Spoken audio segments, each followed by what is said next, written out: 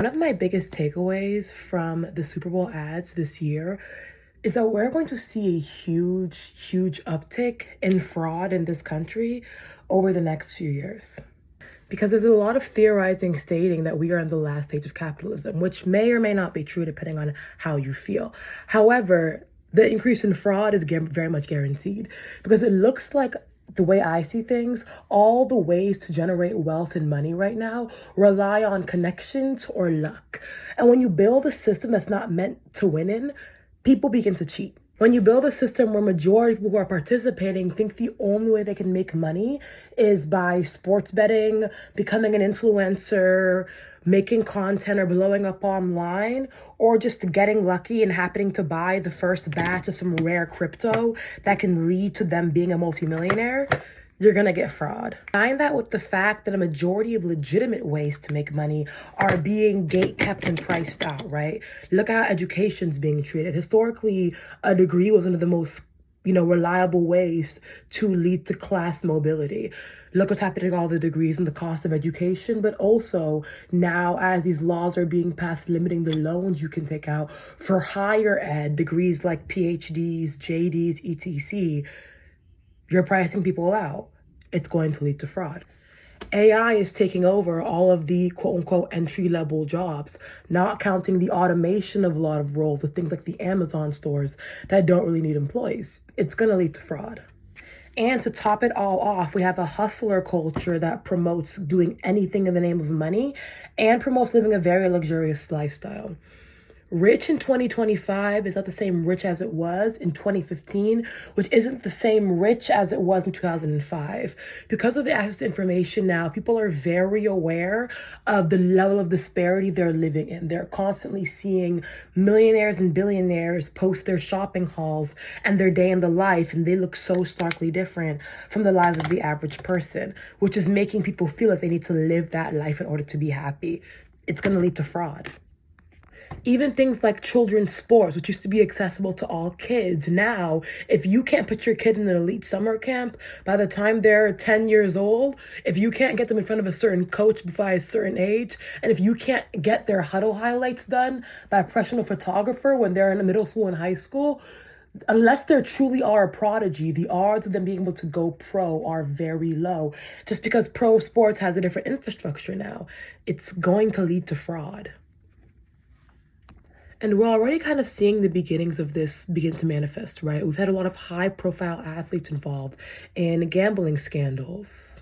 Another micro example is the school admissions thing that happened a couple years ago where they were letting in students, wealthy students, mind you, by pretending that they played sports or had other extracurriculars going on. Because even though these kids have been in private schools and had tutors since they were babies, they still weren't good enough and didn't score high enough to get into these universities. But as this pricing out continues and as it gets harder and harder to engage in mobility and to gain access to spaces that can get you to the next level, people are going to realize that if something doesn't work, the best thing to do is cheat. And it doesn't help that there are currently a lot of leaders in place who have gotten the status they have through finessing or cheating or lying or omitting certain information and using their connections and their power to solve the problems. Soon we're going to have a generation that has only ever seen the cheaters win. And what do you think they're going to take from that information? Not work hard, put my foot down and hustle. And not, oh, the issue is the system, let me change it. The thought process is going to be, oh, so if I need to get what I want, I need to cheat. And like we joke about the Forbes 30 under 30 curse, but really what it really is a symptom of this issue, right? It's a symptom of the understanding that in order to get to the top, unless you are very lucky, unless you have resources, unless you have connections, and unless you just have a truly novel idea that can make you $1 billion off the back, your best option is cheating.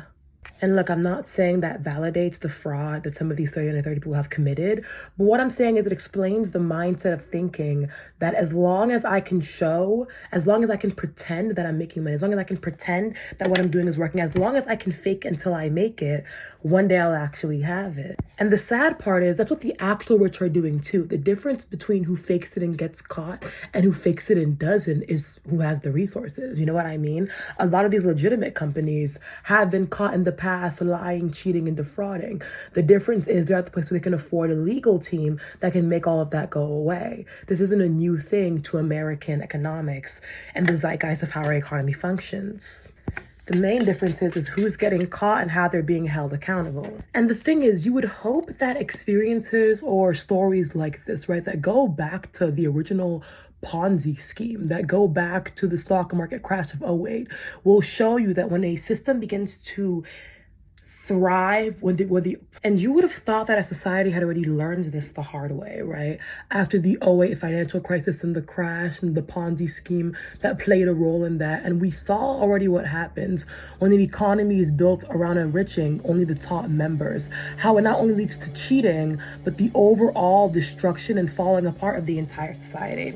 I'm reading Battle by R.F. Kuang right now, and she has a quote in the book about silver making, which is what the book is about. Please go get it. Please go read it. It's so good. And it talks about how the empire of silver making is built to cannibalize itself. But those at the top don't really care as long as they're making their money right now. But long term, what they're doing is not sustainable and eventually will implode in on itself. So if as a society we see this and we know that this is not sustainable long term, we know it's going to lead to cheating, scamming, and the overall destruction of the system, why do we keep doing it? Because it keeps enriching the people at the top. However, there's only so far you can push things. There's only so far you can push a system before it begins to crumble. And we saw this crumbling where if you look at an ad now, if you watch the Super Bowl, every ad was for AI, sports gambling, and GLP-1s, because those are the only things holding our economy together. We've either sold, cheated, or finessed everything else away, or automated it. So now the question is, what happens long term and how do we come back from this? When your economy is built on get-rich-quick schemes and drop shippers and AI and GLP-1s, how do you fix the issue? How do you revamp an economy that allows mobility for all its members? How do you close the gap that these industries have created? How do you change the get-quick-rich mindset that all of your citizens now have? Where do we go from here that benefits everybody? And that's an interesting question that one day we're going to find out. But for now, just be ready. There's about to be a lot of fraud. There are about to be a lot of 40 under 40 people getting caught finessing. There's going to be a lot of articles in the newspaper about mini Ponzi schemes or even major Ponzi schemes. And if we don't keep asking ourselves these questions and having these conversations, this is going to continue until the system itself just cannibalizes itself. And before we know it, every job is done by AI. Every single person has 55 sports betting accounts or Kalshi accounts or whatever accounts to make their money. And we are legitimately all living off of credit card debt and loans. God forbid.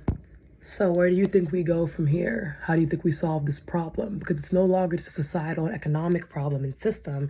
It's also a mindset problem where a majority of the citizens we have think the best way to get rich and the easiest way to be stable is through get-rich-quick schemes and whatever is easiest. But it's only because every other option has been gatekept from them, and the economy is not taught to its citizens properly at all.